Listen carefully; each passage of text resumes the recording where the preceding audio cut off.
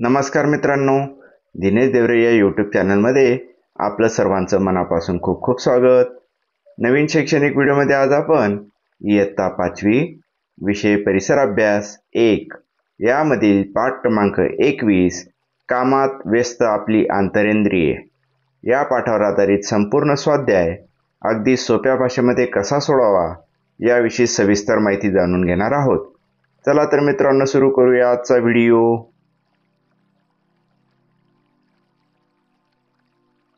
Video निर्मिती दिनेश देवरे.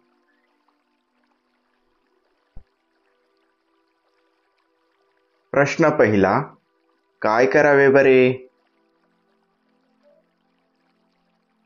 चक्कर येऊन व्यक्ती पडली असता लोकांनी त्याच्याभोवती गर्दी केली आहे.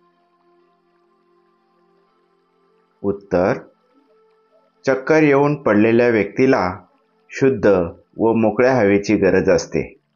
त्यामुळे जमलेल्या गर्दीला ताबडतोब बाजूला करावे. नंतर त्याच्या तोंडावर थंड पाण्याचा शिडकाव करावा.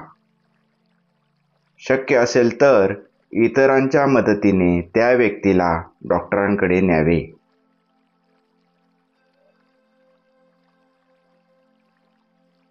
प्रश्न दुसरा, जरा डोके चालवा. अ. भरभर जेवताना जोराचा ठसका का लागतो? उत्तर, आपल्या शरीरात अन्ननलिका व श्वासनलिका यांची सुरुवातीची टोकं एकमेकांजवळ असतात. त्या दोघांमध्ये एक झडप असते. तेव्हा आपण घेण्याची क्रिया करतो तेव्हा श्वासनलिकेचे तोंड बंद राहते. पण आपण जेव्हा भरभर जेवतो तेव्हा ते अन्न श्वासनलिकेत जाते. शरीराच्या समन्वय राखण्याच्या प्रवृत्तीमुळे आपोआपच ठसका लागून हे अन्न बाहेर फेकले जाते. अशा रीतीने ठसका ही सुरक्षित राहण्यासाठी होणारी क्रिया भरभर जेवताना होऊ शकते. आ. श्वासावाटे शरीरात येणाऱ्या हवेचे शुद्धीकरण कसे होते? उत्तर, श्वसनेंद्रियांच्या आतल्या त्वचेवर अतिशय बारीक व सूक्ष्म लव असते. यात हवेतील धुळीसारखे मोठे कण अडकतात. ही गाळलेली हवा आत जाते. आतल्या स्तरावर चिवट व बुळबुळीत श्लेष्म असते. हवेतील अशुद्धी यावर चिटकून बसतात. अशा रीतीने बाहेरून आत येणारी हवा शुद्ध केली जाते.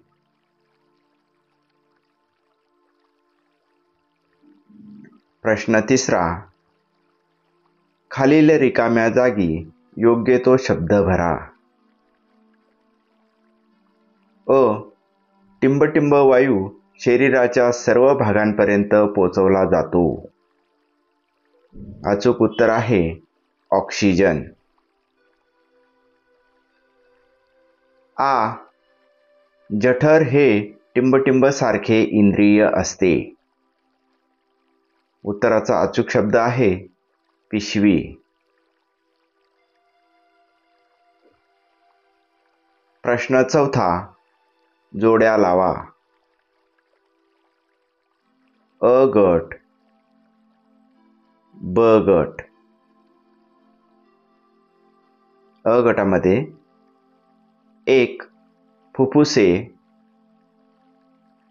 2. जठर, 3. हृदय, 4. मेंदू. ब गटामध्ये अ. रक्ताभिसरण, आ. श्वसन संस्था, ई. चेतासंस्था, ई.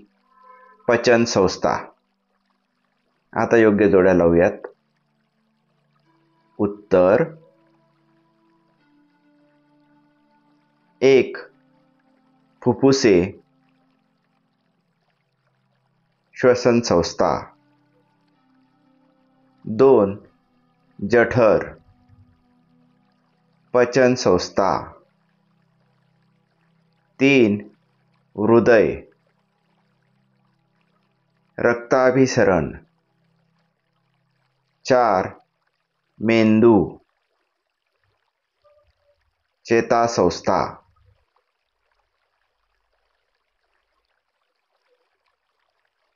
प्रश्न 5. थोडक्यात उत्तरे लिहा. अ. शरीरात कार्य करणाऱ्या संस्थांची नावे लिहा. उत्तर: श्वसन संस्था, पचन संस्था, रक्ताभिसरण संस्था, अस्थि संस्था, उत्सर्जन संस्था, चेता संस्था इत्यादी. आ. फुफ्फुसांमध्ये ऑक्सिजन व कार्बन डायऑक्साईड वायूंची देवाणघेवाण कशी होते? उत्तर: श्वासोच्छवासाच्या वेळी बाहेरील हवा वायुकोशात पोहोचते.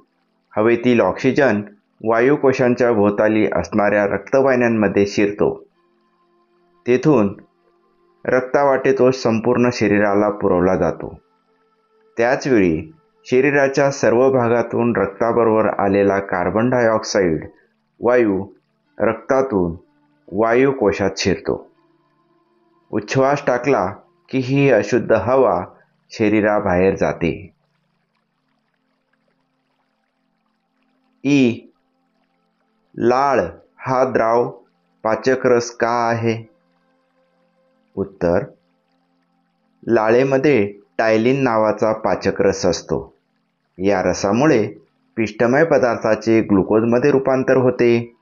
त्यामुळे अन्नाचे पचन होण्यास मदत होते. म्हणून लाळ हा द्रव पाचक रस आहे. प्रश्न 6. कशाला म्हणतात ते कंसातून शोधा व लिहा. कंसामधील शब्द बघा. रक्ताभिसरण, श्वासनलिका, श्वासपटल. अ. याच्या वर खाली होणाऱ्या हालचालींमुळे श्वासोच्छवास होतो. अचूक उत्तराचा शब्द आहे श्वासपटल.